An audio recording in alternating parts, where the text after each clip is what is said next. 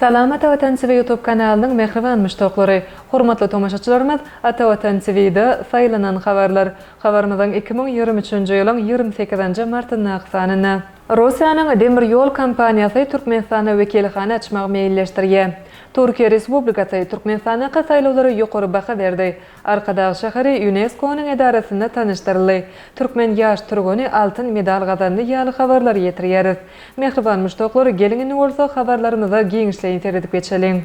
Russiýanyň demir ýol kompaniýasy Türkmenistana wekilhana açmagy meýilleşdirýär. Rossiýskiýe железная дорога açyk gornuşly paýdarlar jemgyýeti Türkmenistana wekilhana açmagy meýilleşdirýär.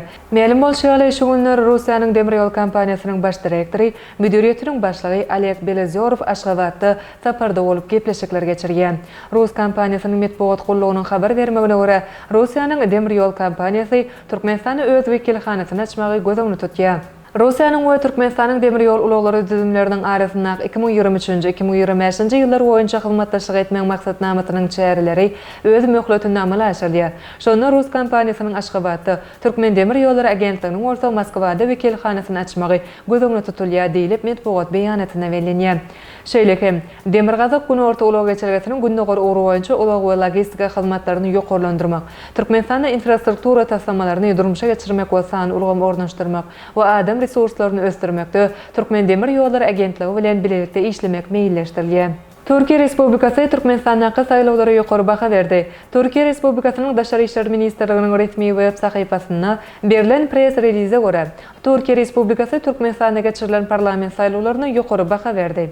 Beýanatda Türkiýanyň Türkmenistana geçirilen parlament saýlawlarynyň parahatçylykly we asuda ýagdaýda geçirilenliginden uly hoşallyk duýanlygy beýlenildi. Şeýlekem bu beýanatda dostlukly we dogunlyk Türkmenistanyň durnuklygyna uly ähmiýet berýändigi aýdylýar.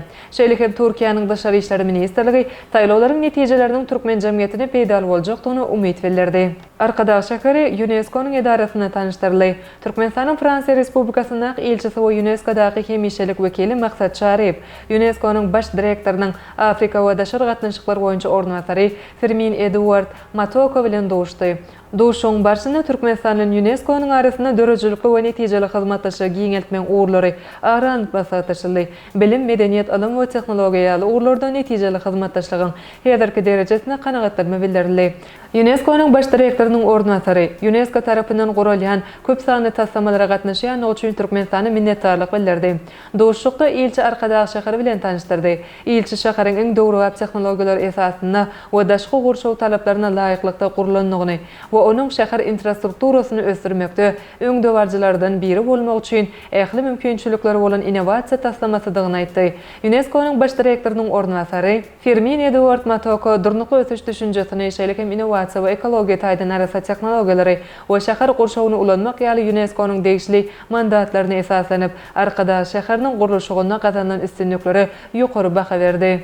Türkmen ýaş türgüni altyn medal gazandy. Albaniýa Respublikasynyň Durrës şäherine geçirilýän agratletika boýunça ýetgenjeklaryň arasyndaky dünýä çempionatyna türkmen türgünleri altyn we kümüş medal gazandylar. Türkmenistanyň agratletika boýunça ýygyny toparynyň türgüni Aşgabat şäherindäki 104-nji orta mektebiň 8-nji synp okuwçysy Ogulşat Amanowa ýetgenje gyzlaryň arasynda dünýäniň çempionu boldy. 45 kg agram derejesinde beýleşen ýyleşimiz Türkiýeden, Ýaponiýadan, Kolumbiýadan, Vietnamdan, Indoneziýadan, Ekvadordan, Filipinlerden, Ukrainadan, Maltadan we Ispaniýadan bolan türgünler jemlän beýleşikde garşydaşlarynyň ählisinden üstün çykdy. Ogulşat Amanowanyň umumy netijesi 156 kg barabar bolup altyn medale eýe bolmagyna barabar boldy. Ýeri gelende bellesek dünýä çempionatyna gatnaşýan Türkmenistanyň ýygyny topary 9 türgünden ibaretdir. Milli wekiliýeti 2 tälimçi we beýlekler agdalyk edýärler. Ýetgenjekleriň arasyndaky dünýä çempionatyna 57 döwletden 268 türgün gatnaşýar. Ine mehriban müştaqlar Atawatan TV'de saýlanan habarlar gepleşigimiziň şu günkü sanynda size ýetirmekden habarlaryny da şolardan barat. Hormatly tamaşaçylaryna şeýlekem Türkmenistanyň Koreýa Respublikasyndaky medeniýet günleri geçiriler.